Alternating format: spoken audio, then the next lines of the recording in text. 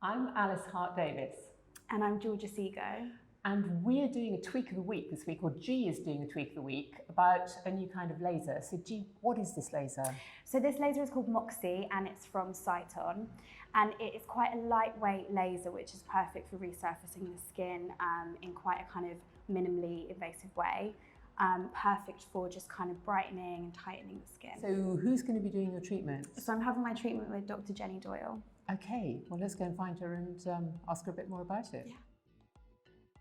Jenny, can you tell us a bit more about Moxie? Because it's a laser, isn't it? But it's non-ablative. What does that mean? Exactly. So, as you know, lasers are split into ablative and non-ablative. Ablative is when you're making a channel directly from the skin surface down and destroying a targeted, channel right from the top of the skin downwards. Whereas non-ablative is not disturbing that top layer of the skin. So we're not actually disturbing the barrier of the skin.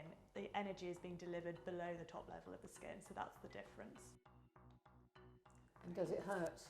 So for G, we're going to put a full face of anaesthetic on her today, and actually I don't think she'll feel anything really during the treatment. We have the benefit here of having a cryotherapy machine, so if you do feel any areas that are getting a little warm, you'll be able to target some cold air directly to those areas and take the heat right down. G, have you heard anything like this before?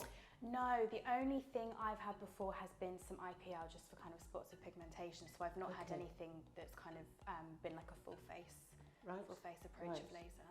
Okay, and this one is fractionated? Yep, fractional or fractionated, and that means that we're targeting a particular percentage of the skin. So rather than it covering the entirety of the skin, we're controlling what amount of the skin that we want to target with this laser, whether it be 5, 10, 15 or 20%, for example. Which is what makes it more suitable for a younger skin like G's. Yeah, it's a really versatile laser, so we can change the settings to really tailor the patient that we're trying to treat. So for G, she's got lovely young skin as it is, so I imagine we're looking for sort of a brightening, freshen up. So we won't need to go very high with the fraction, the amount of skin that we're going to be targeting, or with the laser energy on that.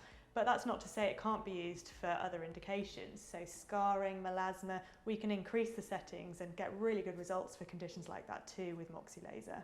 What kind of downtime are we looking at with this? So very little downtime, especially because we're going to be doing a fairly light to medium treatment with you. Even when we go heavier, if we were treating scarring or melasma, for example, I caution patients to give themselves up to 5 to 7 days, but that's probably being a bit generous. I just like to, make sure that everyone is over their downtime by the period I've given them. I'd expect you to be a little bit red after the treatment today.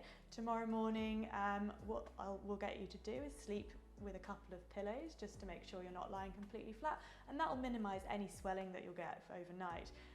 After that, I'd expect it to pretty much settle down over the next couple of days. You might notice a little bit of dryness or flaking, but certainly nothing that would prevent you from going out in normal society.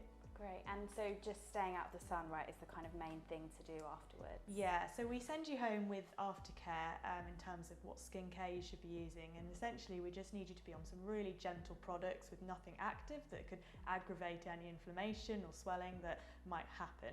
So that includes an SPF, so protecting your skin from any further UV damage while it's healing is really important. Great, and how many treatments do people usually need with this? Most people go for a course of 3 treatments, and that tends to get the best results.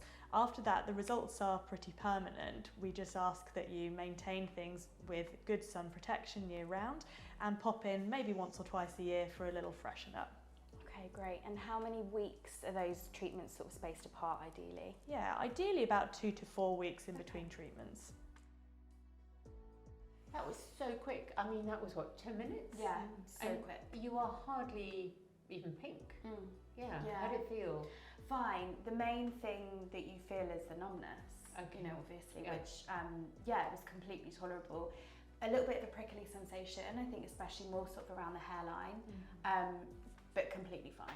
A couple more treatments and then another visio to see how you're shaping up after that. Yeah, so we'll visio each time to see improvement after each session, and then 3 treatments is what I'd probably recommend for EG. So your skin is pretty fab already, so I think we're going to have to get you to talk about how it feels as well, because I'm not sure there's that much improvement that could be made. Yeah, I mean with G we've gone for a light treatment as well.